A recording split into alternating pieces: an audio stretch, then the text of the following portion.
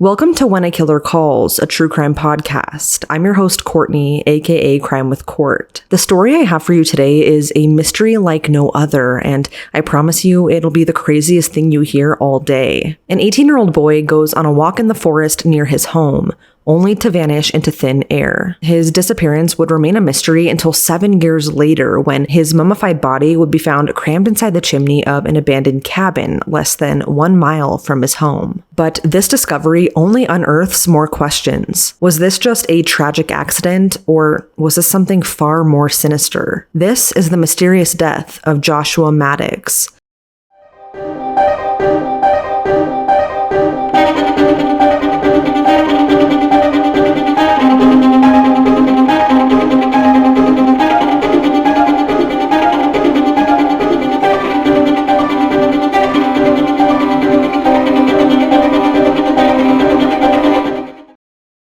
Really quick before jumping into today's episode, I wanted to give a shout out to a company called Public Data Check.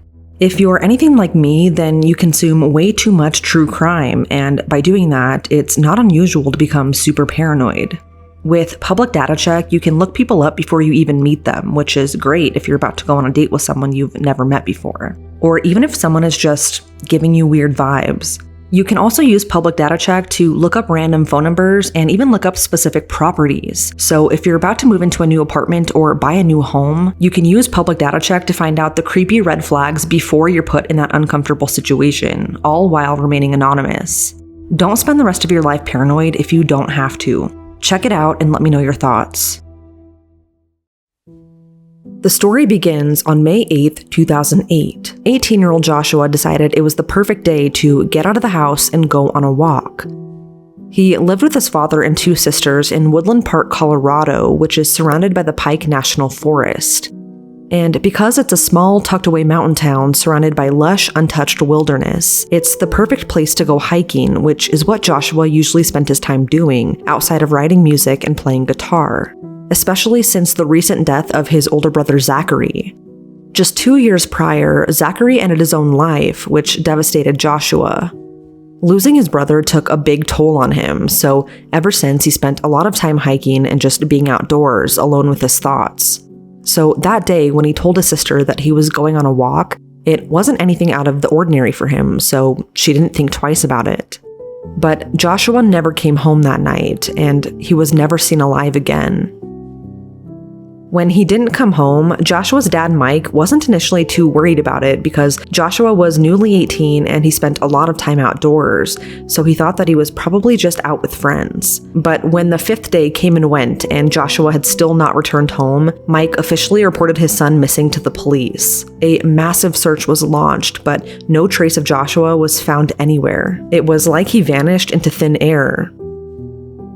Authorities listed him as a missing person, but they didn't suspect foul play, and in all regards, they didn't really take his case too seriously. Months went by with no answers, and his family hoped that he just walked away to start a new life, maybe playing music on tour somewhere. His sister expected him for the longest time to one day just randomly show back up to their father's home with a wife and children so that they could meet their grandparents.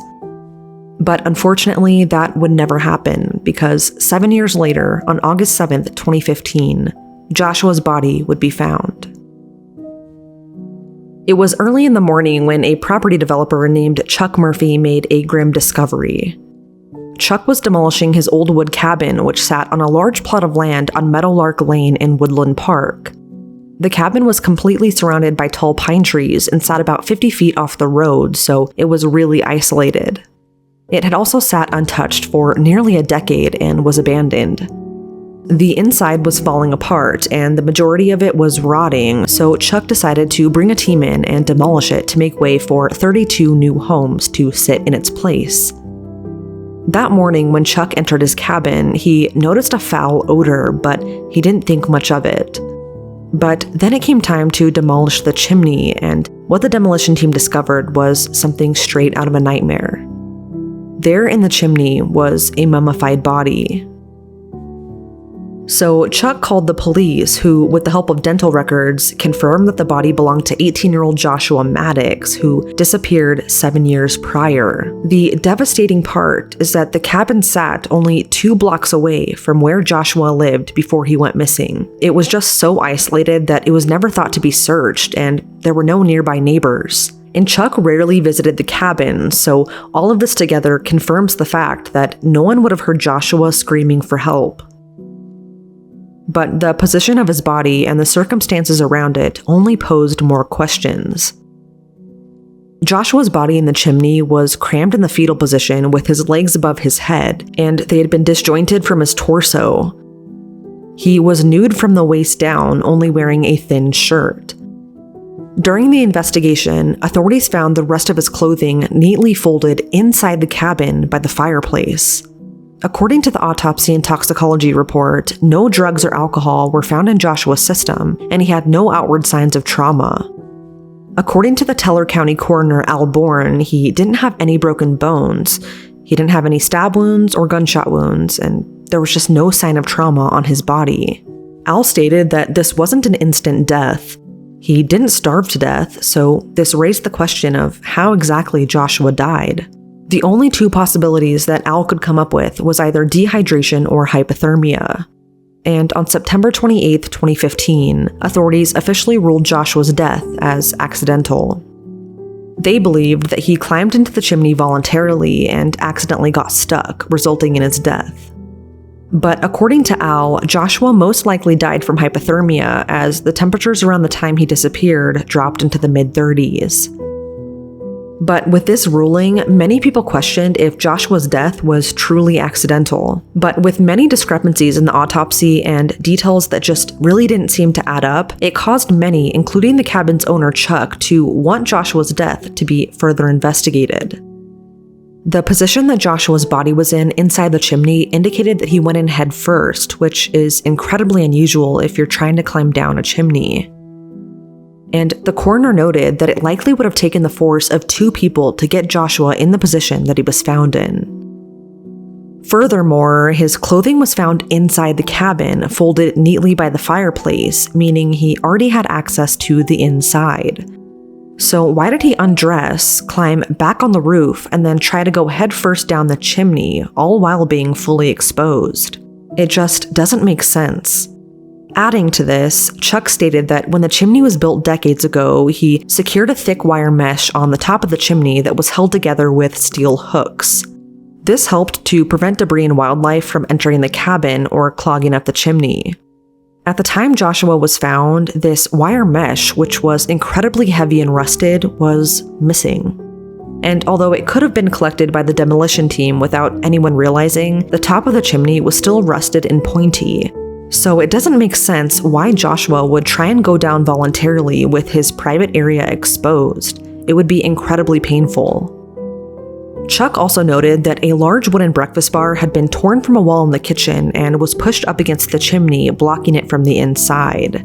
This wasn't done by him or the demolition team, so who did it and why?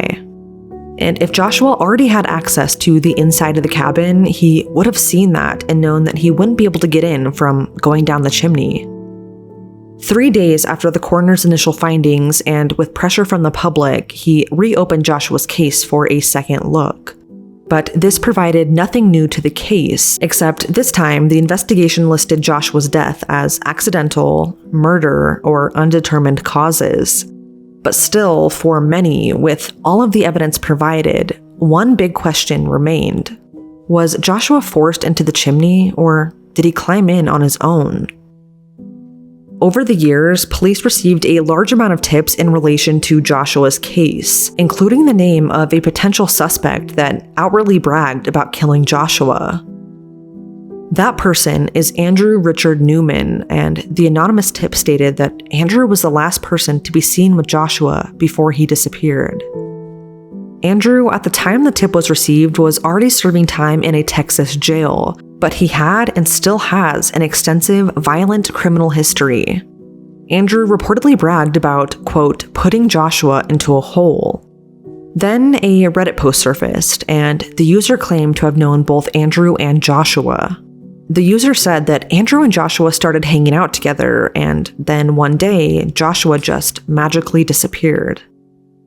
After Joshua went missing, Andrew traveled to New Mexico and befriended a caretaker of a person with health challenges. One day, the caretaker invited Andrew over before hopping in the shower, but when he got out, he found his patient dead. He had been stabbed to death, and Andrew was nowhere to be found. He was eventually arrested and claimed to have killed a woman in Taos, having stuffed her body in a barrel. Police did find the barrel in question and found a woman's remains inside, but they already had someone in custody for that crime, so they kind of just dismissed Andrew's confession and nothing came of it. Over the years, a lot of people, including that Reddit user, reported Andrew's name to the police and begged them to investigate him in the suspicious death of Joshua Maddux. However, it was never taken seriously, and to this day, Andrew has never been charged in connection to Joshua's disappearance or death. Andrew spent time in prison for that initial murder, but he was released not long after. He was then arrested again in December of 2019 for burglary, and while he was in the Brazos County Jail, he assaulted 3 police officers. But despite his lengthy and very violent criminal history, Andrew was released on June 23rd of this year, according to the Brazos County Jail Inmate Search.